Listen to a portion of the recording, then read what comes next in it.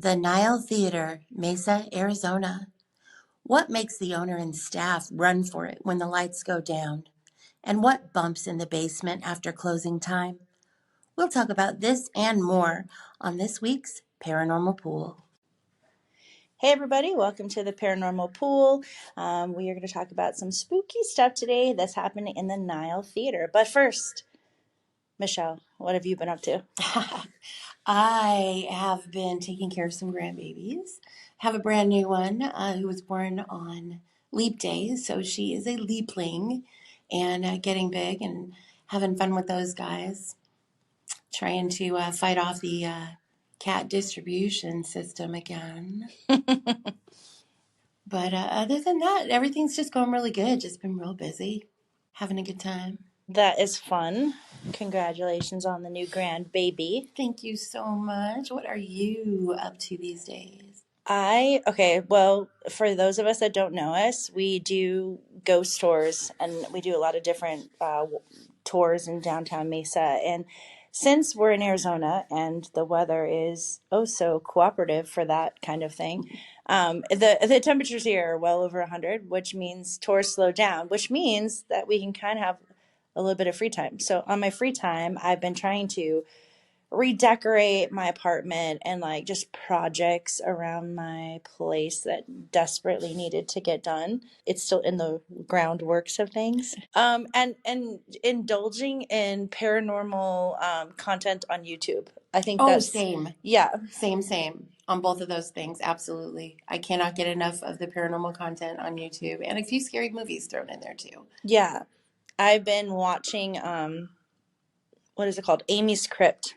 And I think they're fun and patiently waiting the new episode of Project Fear to drop. And I watch Ghost Theory because I think those two guys are funny. And I like when they put equipment into a completely abandoned place and just let it sit in there. Are those the two guys that bicker all the Yes. time? I love those guys. Oh my gosh. They make me laugh. I think they're funny. They argue the entire. It's almost like us, but not like they're way worse. I love when they tease each other really, really bad. It just makes me laugh. It's just so like refreshing to see normal content and just every day. Like you watch these people like Amy's Crypt and Project Fear and Ghost Theory, and there's other ones too that I can't think of right now. But I mean, just those three pop in. Yeah, and they just kind of pop in my head that they are just people that are curious and they're having fun. And it doesn't seem like when I watch it doesn't seem scripted. I mean, I realize that they have to keep a script and content when they're talking about the place. It doesn't seem like acted or you know what I mean. It's just very or over the it's just very chill. Genuine. It's like a genuine chill like thing. Yeah, I dig that, and so I think it's just fun, and anything that explores curiosity in a fun way and not like a very serious, stressful, kind of fearful way, I think is more fun to watch. But that's just me. I don't know. No, I do agree with that. There are some good shows out there right now. There's some good YouTube shows. I don't even know about TV shows because I don't own a TV, for those of you who don't know. But I am digging the YouTube stuff a lot. And there's also kind of paranormal related, but not totally. There's these mini horror movies. They're like 5 minutes or less. Oh, that's cool. Oh my gosh, they're insane. They're insane. Where do you find them? I look up short horror films on YouTube. Yeah, and there's probably some in our playlist on East Valley Paranormal because I watched quite a few of them. But yeah, they're pretty great. It's very interesting to take a beginning, a middle, and a crazy conclusion and cram it into that short amount of time. Yeah, I got rid of a lot of my subscriptions because I just had them to watch paranormal stuff. Like I've always I feel like it's programmed to me like I have to watch Travel Channel to indulge in paranormal stuff. Right. You know what I'm saying? Right. And not really thinking like, actually, no, you don't. No offense, Travel Channel. No offense. We still love you. But I did get rid of my subscription. But here's the thing. They have gotten rid of like almost all the paranormal shows. So even if I wanted to, if I just subscribed for that, there's really not that much on there anymore. And I don't know if they're completely gone or if they're just taking a really long hiatus. I don't know. It seems like a very long hiatus in some of these shows because, some of the shows that we love, like Kindred Spirits and stuff like that, They just haven't been new episodes in such a long time. And I thought, you start watching their content more online. You know what I mean? So, Yep. like, obviously, like Amy Bruni starting to produce more stuff, which is awesome. And of course, always the new Kirks, the gods and goddesses of paranormal. But that's just my All opinion. hail, we're not really. All hail the new Kirks. But I love watching. I started with watching their content, and then I know you've watched a lot of I don't want to say indie creators because but not mainstream creators. And I think you turned me on to that by saying like, hey, have you watched that? And then I think that's when I started diving more into YouTube. Like, oh my gosh, there are so many great creators and so many great paranormal investigators on YouTube that I would have probably never known if I would have kept in my little commercial 30-minute segment on subscription television. That's cool. That's cool. Like indie music, indie paranormal research, like all the indie stuff. I think it's very interesting to look at people who are just doing it like we do it. They're doing it. They're not doing it because the producer told them to do it. They're not doing it because, they've got to get ratings. They're doing it because they really genuinely love what they're doing and they're having a really good time doing it. Yeah. And they're getting the answers, or as like we find in most cases, more questions, but still like it's a whole new world and it's very expansive and I love it. Yeah, I mean, I think just like I said, just finding Amy's Crypt, Ghost Theory, obviously Amanda Paulson's and Alex LeMay and Project Fear and the New Kirks and obviously Amy Bruni. But it's just you find so much great content now if you know where to look. Yep. So it's very cool. Are we proud members of Amy Bruni's Paranormal Circle? You bet your bottom dollar we are. Are we proud members of the Haunted Museum for the Newkirks? You bet your bottom we are. Yeah, we do love to show support to the community as well. We actually dropped our episode, and we've been kind of toying with it and teasing it for a while, but it actually dropped. It dropped on April 1st on our YouTube channel. No joke. Yay! It really happened, you guys. Sorry it took so long, but we've just been swamped. And then we had an amazing composer, Taylor Graves, work on the music for us. And he did our own theme song, thanks to him. And we love the episode. So if you do get a chance to check it out, please leave a comment and let us know what you thought. Yeah, especially when we talk about EVPs. Like, listening to EVPs are so... it could be rough. Yeah, I mean, and also too, like everyone's ears are different, right? So, and everyone may hear something that we don't hear, So if you're ever watching the episode and you hear maybe things differently than we did, or you heard something that we completely missed, please comment that so that we can go back and pick it up and figure out what we've missed. Any kind of input, because our episodes, it's new for us. We're working through the newbie part of it, and we know what we want to put out, but we're still learning and growing. And like, please always feel free to comment or shoot us a message on Instagram or something and be like, hey, I would love to see this, or I like when you guys do this, because that helps us make better content for y'all. Yeah. So anyway, but you can find part 1 of the Nile Investigated on our YouTube channel, which is East Valley Paranormal. But that's what we are actually going to kind of touch base on today, is the Nile Theater and all her spookiness. All her craziness. Any of you who've been on our tour have heard us talk a little bit about the Nile Theater, but she is nearing 100 years old. She's a beauty to you guys. She's been a theater, she has been a dress factory, and she has been a church. Yeah. It is a very beautiful building. I mean, they've done a lot of changes and they're trying to resurrect the old sign from the 20s, which I think is amazing. And I really, really hope that happens because I think that would be so incredibly cool. Just the structure of the building is very unique, from how to get into the basement. There's 2 different ways to the tunnels that go underneath there, which we've actually been in. So don't say they're not tunnels because we've been in there. Fight with us. It's true. I believe it's Heather. She messaged when we saw something on their Instagram about the tunnels, and she was like, can we see your tunnels? We slid into those DMs real quick and was like, can we take a look at your tunnels?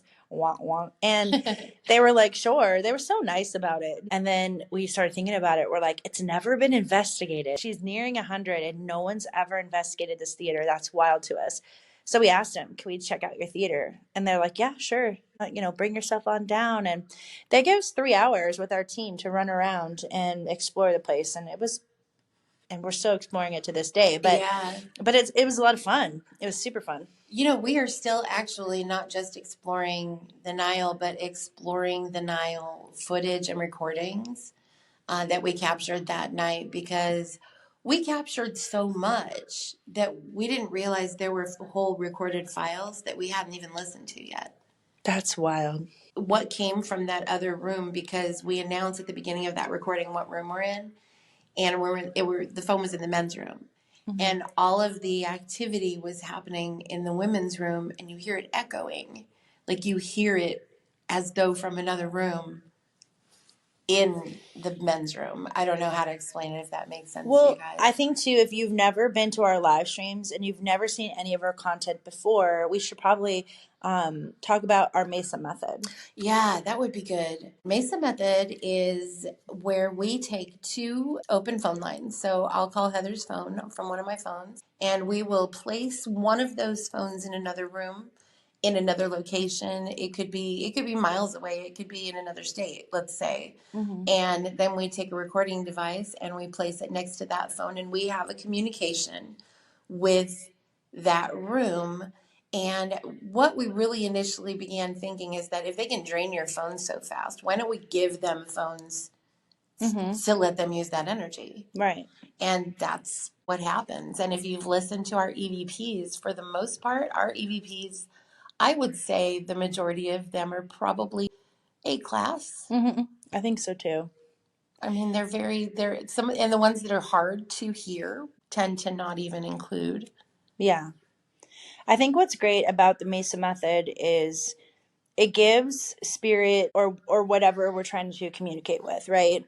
Whether it's elemental or whatever, you know what I mean? Whatever we're dealing with, it gives them space. We're not all up in their business. They can hear our voice. We explain to them what we're doing and what to talk into. We're not actually in that room, but they can still hear our voice. And I feel like that's the reason why we get so many great EVPs, is because of that reason. Because I don't know, we're just giving them space and time. Mm-hmm. And I feel like they get a little bit more bolder to say something, you know what I mean? Because we're not like standing there. So I don't know. That's just my thought, but we do get some really clear EVPs, and it really does. Long and clear. Yeah, we're not talking like scratchy one-liners. You can hear, like, there's one, and the whole entire exchange says, "I'm getting pissed off. I said you could wear the hat, but Karen, I want that dress back." And that's that whole EVP is like, blah. It's just one long sentence. I think we listened to that EVP, I mean, probably a dozen times. At least. Because it was just so wild to hear 2 women sort of kind of bickering. And since that was a dress shop, I mean, could have been during the dress shop, who knows? But I just think it's funny that it was a dress shop. Mm-hmm. And we hear that conversation of women bickering over hats and dresses. It's wild. Like, it's so crazy. It is. We've also captured a very distinctive voice using that method in the Nile Theater, and other places downtown, actually, that I would give a lot of money to figure out who this man was, because I feel like he was very prominent and he has a very distinctive voice, and he was everywhere downtown. We've captured his voice saying things like, "Nothing to do with Ken Marshall." He says a whole sentence. Mm-hmm. And in another one, he says, "He had no merit." And he's all over downtown. They're just very distinct and separate voices we're capturing. I think, too, when we first started going into the Nile, we had a ton of people message us. And it's like, you have to go to the basement. I've been down in the basement. I sense that there's a man. They would, there'd be a ton of people talking about the basement and how haunted it was and all that stuff. And there was some activity in the basement, but most of it, you guys, was on the main floor, like where hundreds of people go all the time. They all pass through that They doorway. all pass through the doorway, and we got so much activity on that main floor. I mean, yeah, for sure. There's something definitely going on in the basement too, but don't count out the rest of that theater because we even spoke to some of the people that work there and they said they've been having activity in the front part in the coffee shop now. So, and has it been going on and they just now noticed it? You know, it's kind of like one of those things too, where you're like, has this paranormal activity been happening? And I've been like writing it off or I haven't really gone, Right. you know, Just noticed you're it. busy and you just kind of overlook it. Right. And then it finally happens where it's like right in front of your face and you're like, oh crap, I can't discount this now because it just happened. Yeah. And I don't know what to say. It's kind of like that moment we always talk about when we do our tours. People ask us, like, do you guys ever get scared? Or do you ever, like, or why do you guys react that way? You always think you're going to do something really cool as paranormal investigators. Like when you see a full body apparition or you see poltergeist activity, you're like, oh yeah, I'm gonna do like grab my camera and jump right in there and do it like a roll and like like a Tom Cruise Mission Impossible roll and whip out my camera and be like, I got you, ghost. I got you on camera. But instead, like, there's been so many times where, when faced with that, I just kind of go, well, you know what? I'm just going to leave it alone and just kind of stand back here for a second until I figure out what the heck I want to do here. You get really brave and you get really curious until it's like in front of your face and you're like, maybe I don't want to know right now. Yeah, we've had that question a lot, and I've been asked that, especially since I go into the basements alone a lot of the time. So I've been asked, why on earth do you do this? Mhm. If it scares you, and it's like anything, something unexpected is going to scare anybody, you know, if there's just a jumping out at you kind of a thing. But I think I personally, for me, I do it because I have wanted to see more ghosts my whole life. And I just put myself in a position, please touch my hair. Don't scratch my back, which has happened, but like, Please don't do that. please don't do that. Please don't chase me up the stairs. But yeah, I like it, even though it is scary because I feel like I like that adrenaline. Yeah. You know, we've kind of found if we get into a place that's kind of quiet, just to kind of start ignoring it and just having conversations. Like sometimes we'll be doing the Mesa method and then we'll just start having a full blown conversation about nothing that pertains to what we're doing right now. Mm-hmm. And we'll, once we like watch that or listen to it, there's EVPs on there. Mm-hmm. Yeah, they're like irritated that we weren't listening, so they started talking. Sometimes, most of the time, I mean, we do dead silence, and if we're super silent, they're super silent. Yeah. But if we ask and talk or just have a conversation amongst ourselves, they begin to like feel like it's okay. For I don't know how ghosts feel, but it seems like they feel like it's okay to jump in. Well, also in the Nile Theater, when we first started investigating, we talked to some of the security guards there who are just freaking awesome. I mean, they're so great. And we see them almost weekly. Well, we see them weekly because we do the ghost tours and they're always outside, like doing their jobs. And so our interaction with them is very fun. But we asked them, do you guys have any ghost stories here? And their reaction was so funny. It was like, uh, no, I mean, not really. I mean, there's a lady in white that like walks around the catwalk, and we all just kind of looked at each other like, what? Like, that's pretty big, you guys. They just like forgot, like she works there. Yeah, they're just oh like, yeah, her. yeah. I wonder if they ever see her like on down on the main floor, or if she's always just up there. Yeah. Well, and then I'm gonna say she looks a lot like a lady who appears across the street too. So is she moving around? Was she a lady who did business on the streets and had business in multiple locations? Yeah, I mean, I think we actually captured her on photo by mistake. I mean, like, I was trying, but didn't know that I actually caught her Right. until a day later when I was actually going through the photos and I was like, hold up, what is this? But it is wild to like see her standing there. And we always got this sense that she was like angry, Mm-hmm. like just mad or something, or standoffish or something like Not that. happy that we were occupying the same space as the feeling I always got. And we were getting EVPs even after that, after we caught the photo and we kept going back. we would get EVPs of people asking to go get her, like what we thought maybe was her. They're asking for the matron. Yeah, I'm wondering if that's her. It wouldn't surprise me completely if she took care of the place, if that's who they're, and someone is obviously leading the others in, choruses and things. So, which will make more sense after you watch the episode. Yeah, we definitely had some odd occurrences in there. But even like after the episode, after we started filming and we went back, we were still getting like really weird things happening. Like a shadow figure like lurched out of the bathroom as Michelle was walking through. One time she was about like maybe like 5 steps behind me. And then all of a sudden she starts to pass the bathroom and she goes, oh. I heard him before I saw him. Yeah, there is an aggressive presence that still hangs out there, and it does respond to our antics. It does. I feel like these folks are just coexisting with everybody. We just can't see them because they're so clear and so snarky. Yeah, they are pretty snarky. In the basement, we didn't have as much activity, but we had some. And like Michelle said earlier, we always put her in the basements. It sounds so bad when I say it that way. Does. It does. Sometimes you send me a guard though. Like I'll say I don't need a guard, but she'll send one anyway. I'll go outside and be like, "Who are you doing here?" Just recently, me and Michelle went back in. We're like, let's go back into the Nile because it had been maybe a year since we had been in. We're like, let's go back in, and we called the owner, Michelle, and we were like, hey, can we come back in? And she was, very nice and said, yeah, sure. We don't have a show tonight, so you guys can go in. So we go in and we're like, yeah, we had new equipment too. We were like, man, that's gonna be awesome. And we go in. We're not even in there like, I don't know, 10 minutes. I feel like it was like less than that. And we hear noise coming from the basement. And we both kind of just stopped and looked at each other like, what the heck?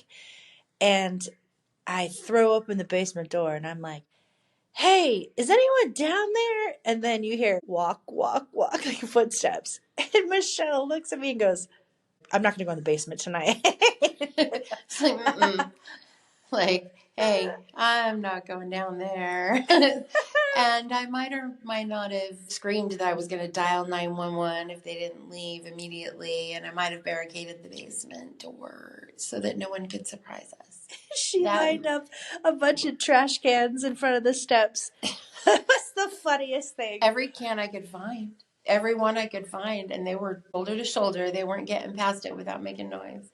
I mean, and you might say, like, you guys, if it's a ghost, it can move past trash cans. That's not the point. The point is that it was so loud, we actually thought it was like a real person. Yeah, I'm down with ghosts, but I probably am not going to go hide out in a basement where there's like all these little passages and stuff. Just some old tunnels and stuff like that.